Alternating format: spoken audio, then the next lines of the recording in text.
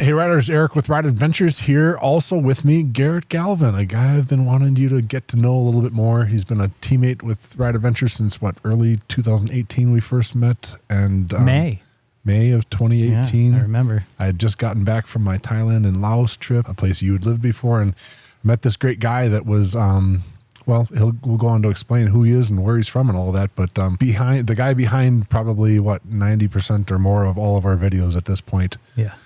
Especially starting like that 2020 year when we really started to produce more. But yeah, I wanted to kind of, make sure you know who this guy is and exactly how was it, how did you get into this for a career when, if I'm not mistaken, you went to school for something totally different, right? Like neurosciences or something? Yeah. Isn't that how it usually happens? There's some neuroscience that goes into what we do, I guess, but not studying the brain itself, right? Yeah. Yeah. So I started, I got really into neuroscience. I basically dedicated 6 years of my life to neuroscience and got to the point where I was working at the Institute of Neuroscience in University of Oregon. Well, I should say probably volunteering because it was non-paid. A lot of those things are, yeah. Yeah. But it was one of those things where they're like, well, if you get published, then you could get a sponsorship or a scholarship to do your PhD work. And I'm like, yeah, that sounds great. Like, I will totally work for free this year to do that. And then so I worked for a whole year in this laboratory. And at the end of it, they told me that the information was non-conclusive. Non-pertinent or non-conclusive? Non-conclusive. It did not... Inconclusive. Inconclusive. It did not yield the results they were expecting or that they wanted. It was a little interesting. It was a little weird. At the same time, kind of like the whole lab kind of dissolved a little bit, like a few people left, and I was really just stuck there questioning what was the next step. And so it kind of just became like kind of gray. They're like, oh yeah, sorry, you're not going to be published. Your name's not going to be in this publication because the results were inconclusive. In the background, were you already what you would call a photographer, videographer, like amateur, like working on that stuff on the side or anything? Absolutely not. When I was younger, I was a snowboarder and I once bought a camera. I think it was a Rebel T3, and I brought it to a snowboard expo and took all the shots, got it developed in, the Walmart or wherever you get pre-digital. Yeah, pre-digital. This was film. So got it developed. When I got it back, it was just total trash. Like, it was just terrible. I think I was 19 years old and it was my first camera. It was my first, I'm going to shoot this whole expo about, all these snowboarders are doing cool tricks. And so I'm like, yeah, and I'm shooting. I obviously didn't have the shutter speed right. I didn't have the ISO right. I didn't have all the aperture, everything. So it just looked blurry and just terrible. So disappointed. It was very disappointing. And which leads me to say that I was very disappointed. And so I was like, maybe this isn't for me. Yeah. So it's funny that videography and photography wasn't really an interest to me until neuroscience kind of left me with that notion where it's like, there's two things I can do. I can keep at neuroscience, and that's probably what I should have done because come on. I mean, I spent 6 years doing it. Like, I hate to be a person that gives up, right? So I probably should have been like, no, if I keep doing this, I will get published. I will be a PhD. I was in my early 20s, so I didn't learn grit yet. That came on later. And so when travel videography, photography was in what became in my life, that's when I had a little bit more ability to have grit. And I think that's why I still do it today. You mean grit like work ethic? No, it's just you're going to get disappointed when you start. And you're going to that shoot and all the blurs. Yeah, you're going to suck.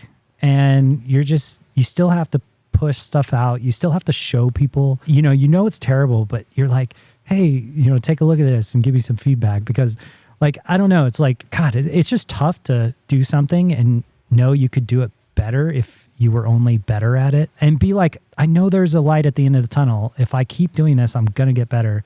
But it's really hard to just keep showing people really bad stuff. And maybe even at the time you convince yourself that it's really good. I remember a few times when I spent 3 days working into the AMs on this one video, one of my first videos.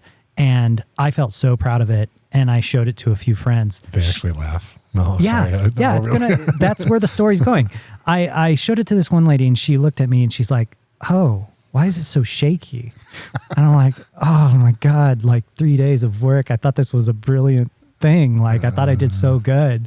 And the one thing that this person could get out of this whole video was that it was shaky and it was just so detrimental. And it's just, that's the process, right? You just have to suck for a long time and then just accept it and just keep going. So I don't know. I think that's maturity where I was able to take those bad compliments over and over again, but still endure and try to keep going. Somewhere in the back of all that, I'm guessing it's just an appreciation that we all do for visual arts and photography. When we all know a great photo versus a lousy one, or an awesome video clip or whatever. So you're sort of going after that goal of being that good, recognizing that you had a long ways to go in it. It sounds like. Yeah. And then, so any courses or classes or anything to actually get yourself to that point? Was it time to increase or improve the equipment? Or after neuroscience didn't really work out for me, I decided to, I don't know, I worked for about a year. I worked 4 different jobs, saving up money towards something. I didn't have really a good idea. I applied for a couple of firefighting and police, and like I was just kind of like this.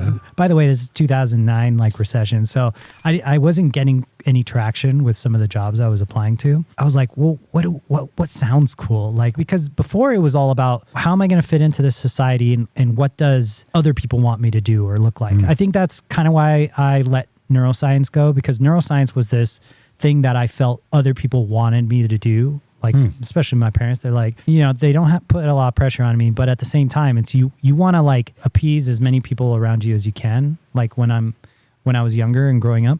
So it's like videography, photography was kind of like me saying, what do I really want to do? Like instead of, everything else that I was doing for other people failed. So like, let's try just doing what I really want to do. Yeah.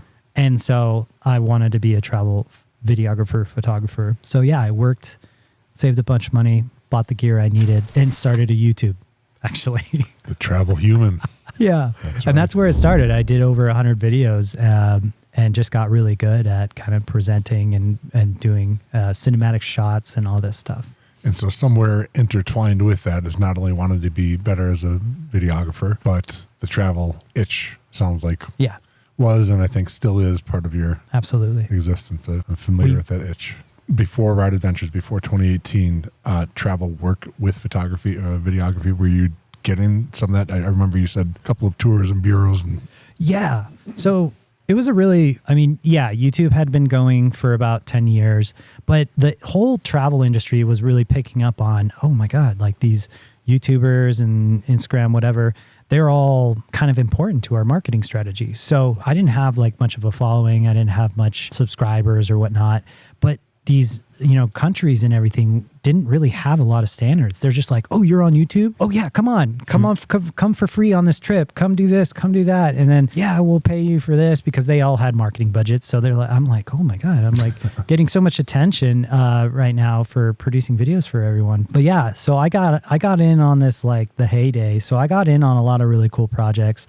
I've worked with Travel and Leisure Magazine, Capital One, Travel Freak, Travel Blogger. I got involved Spanish with tourism blog. Yeah, Tourism España, Wonderful Indonesia, New Zealand, just to name a few. So basically I was going to these travel conferences and just making relationships, and people were just like really easily taking me in. It was crazy. Yeah. You had a reputation going, and yeah. Well, it wasn't even a reputation. I don't even know if they knew who I was. Everybody wanted a YouTuber, but they didn't necessarily like know where to connect with them. So when I was at these conferences, these travel conferences, they were very eager to work with you. You didn't have to prove anything really. Yeah. Or if it still exists like that, or is there a bounty of such? No, it's changed. Out there? It's definitely changed. People are more obsessed with, subscribers and numbers. And then even more now, they have programs that kind of like analyze your influence. They want to work with the person that's going to have the most benefit to them, which makes sense. Yeah.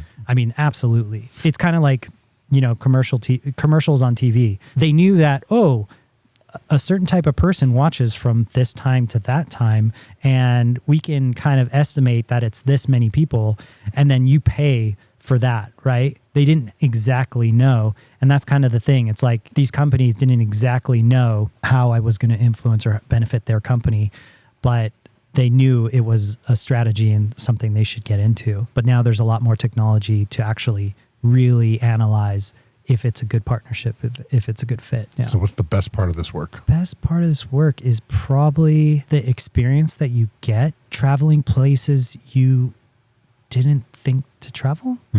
Was that good?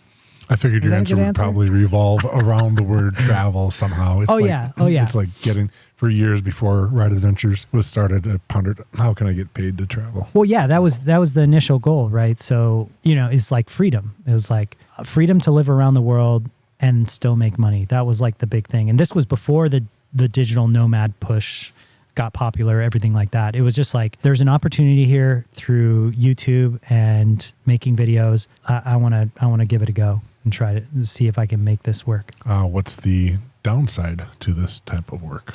What's the worst part about being a travel videographer? Oh, worst part. Oh, okay. So when you first get into this industry, you think, getting paid to travel is so cool. But it's a lot of work. It's an insane amount of work. And, when you talk to people, they're like, oh man, you've traveled to all these places, you've done all these things. And it's like sad because to them, they're like, wow, that would be so cool to experience all that. But to me, it's like, I don't remember half of it. Like I wish I could have been there and experienced it, but I was looking through a camera. The work obligation sort of gets in the way of just soaking in the moment and really enjoying the view. Absolutely. I mean, when people ask me and think about my life, they think like they're on a vacation. And it's what I thought. It's kind of like, oh yeah, I could just work and travel and life is just spectacular and grand. I'm on beaches and doing, all this stuff. And then the reality is you're not thinking about appreciation of anything. You're thinking about, okay, what's the next shot?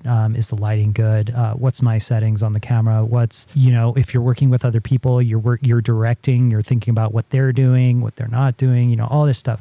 So it doesn't matter where I am in the world. Work is just work still. It actually is what made me decide to kind of start hiring out certain activities, hiring an editor and then doing it all. I had no time to like look around and be like, wow, this is beautiful. Like, oh man, I'm really taking this in. Always changing a battery out, changing a card out, battery levels, changing all those things that you have to stay in tune to. And when you're on the job, it's not necessarily enjoying. Yeah. It looks like work sometimes too. One of my favorite memories of Garrett is we did a group trip together in Patagonia 2019 anyway. Yeah. And he's going ahead of the group. We're about to leave the bridge in Futaleufú, going over the Futaleufú River in Chile. And, you had the cameras all set up ahead down the road and everything. And I come around the corner on the lead bike and there's Garrett in full sprint. Talk about work, full sprint, running from one camera to the other. I think we surprised you. We were a little too early coming around the corner and the other cameras weren't set up quite or weren't turned on yet. And so you're trying to, and like full sprint, just trying to get this stuff recorded. Like when I go up, and I set everything up for you guys to arrive. I really, because we don't have those walkie-talkies that can, span the mountains and stuff like through that. The trees, through the trees. Yeah. So that I have to go up there and kind of guess. And then I just can't run the cameras because then I run down batteries and then I run down, SD cards. Maybe back then were a lot more expensive to get the bigger gigabyte, whatever. So I'm thinking about, all that. And so it's like, as soon as I hear the motorcycle rumble is when I start like dashing about, all the cameras. So a physical workout too. And not just that one moment running down the Carretera Austral in Chile, but other moments a lot of the videos you guys have seen of us out there in the sun in Oregon. I mean, those are some hot days and we don't have umbrella people walking around covering us. And so you're getting down on the ground and getting into funky positions sometimes. And it's like a physically grueling thing, depending on what you're shooting, I guess, right? Yeah, for sure. Definitely when you are a YouTube production, you are just running, gunning, and then action like what we do on these motorcycle tours. It's, you're constantly trying to get the best shots without disturbing anybody. You don't want to get in the way. You don't want someone to have an accident. You don't want, all these things are in your head. You're like, okay, we need to do this fast, efficient, and just get over it. Like, oops, that shot didn't really turn out the way I wanted. Okay, next one's going to be it. And then you just do that over and over again. And then in the end, you look back and you're like, all right, we got some solid stuff. It was worth it. Yeah. But during, it's a constant, like, you just got to try your best every single moment and then let go as quickly as possible to move on to doing your best in the next moment. It's pretty insane. And speaking of the best, first, either still photo or first clip that comes to your mind, what is your best? Can you picture, like, what's your favorite? I have one of your video clips at least that pops into mind. If I was to ask that question of you, did anything come into your mind before I mention mine? Man, Like a lot of this stuff shows up again in our videos and the B-roll footage and everything like that. Just every once in a while you just nail something. basically all the slow-mo stuff I did when we were first, like our first and second year of the YouTube channel, all the slow-mo stuff we did, all the motorcycles we reviewed, it was slow-mo, but I was like full sprinting with the camera. Oh yeah. You know, with getting the steady camera, the gimbal. the gimbal. Yeah, the 3-axis gimbal. And you were just ripping it, you know, and I was right there like running around you and just getting those nice juicy slow-mo shots, kicking up dirt and all this fun stuff, man. You can see the separate chunks of rock breaking out of the ground and poofing into the dust and everything. Yeah. There's some good ones. I love that kind of stuff. The first video clip that popped in my head was on your trip with Ricardo in Colombia, the bridge shot with the drone shot with the bridge. Just There's like a few of them. I don't know if you saw it in advance or you just got lucky, but it's a great shot. No, I saw it in advance and I set that whole thing up and then I told them to go like when I was ready. And yeah, it's one of those things where you're like running and gunning. There's no time to take a second shot. Otherwise, exactly like you said, I would have made it so that I could capture that peak. Yeah. But then that's one of those things like let go and keep going. Like next time, you know, that was a good one. That was a good one that you pulled up. There's a lot of really great ones. Some of the Baja stuff also I really enjoyed. Like there was just so much opportunity. Oh, and actually the stuntmen. They were just good for the camera in general. They're hard to not shoot well.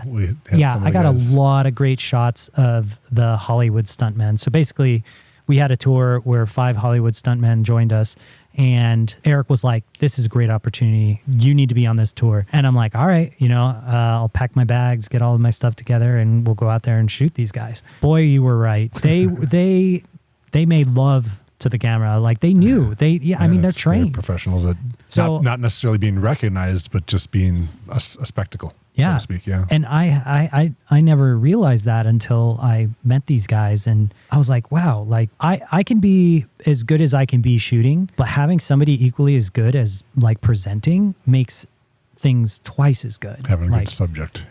That knows where to be in relation to the camera. Yeah. You know, like having a team already together and Yeah. And I remember you said it was also pretty tough to keep up with them and get some of the shots. We got a lot of good ones, but some fast guys. The front wheels were rarely on the ground, if I recall. Yeah, they were very, very hard. fast. I think you were in the sport truck with Keith, and so it's just Luckily, hard. We have to sort of, the photography, videography has to kind of leap ahead of the group sometimes if you're going to ever see them. Otherwise, you're in their dust all the time. So yeah, luckily Keith was on that tour because he's a fast driver. He knows how to put that pedal down, doesn't he? Scary but fast. I appreciated him, but it was definitely very fast paced. All right, one last question on the more personal side of things. You talked about how you were not a great photographer or videographer to begin with, but you wanted to get better. Sounds like a fighting kind of a mentality. It's like just grit and determine. You use the word grit. Okay? Yeah, grit. If you were a fighter, like walking into the ring, what would your walkout song be? First one that comes to mind. You know, it's really funny. I had no idea what these questions were before this. It's better that way. Video. Yeah. There's so many songs. Probably a question you never, especially since I don't think you're a fighter, other than being full of grit and determination. I'm not a fighter. It's hard to. I don't like. Yeah, like I've never pictured myself really walking into the ring either. I don't think. But I like shaking hands and kissing babies. There you go. Oh, so he's a politician. I'm a politician. He's a lover, not a fighter. Oh my gosh. I mean, Metallica is great. I'm like, I can't, like, the one song isn't popping up in my mind. General artists that I think that are high energy, like that I enjoy. That's what's going crazy. Good to hear Offspring though. You had a couple of Offspring. That's in my head now. So yeah. Well, fortunately, you're not about to walk into the ring. Fortunately, you do still work for Ride Adventures. I appreciate you being a huge part of the team, and I mean it when I say, folks, when 2020 rolled along and Ride Adventures was soaring, things in the international motorcycle tourism business came to a close, and we sort of, what do? Do we take a big break and do nothing, or did we roll up the sleeves and get out there in the sun and make some videos that we hope you've all enjoyed? And yeah, helpful. Would not have been possible without Garrett being the guy behind the camera. It's definitely been an interesting journey, and I'm really excited for what's to come. This next year is going to be pretty fun. We've got a lot to look forward to. Yeah, absolutely. Yeah. Hope you enjoyed that. If you got questions for Garrett, or if you want to share what your walkout song would be, there are the comments section below, which would be a good place for that. Yeah. And just thanks for watching, everyone. Hope you enjoyed, and thanks, see you guys. out there.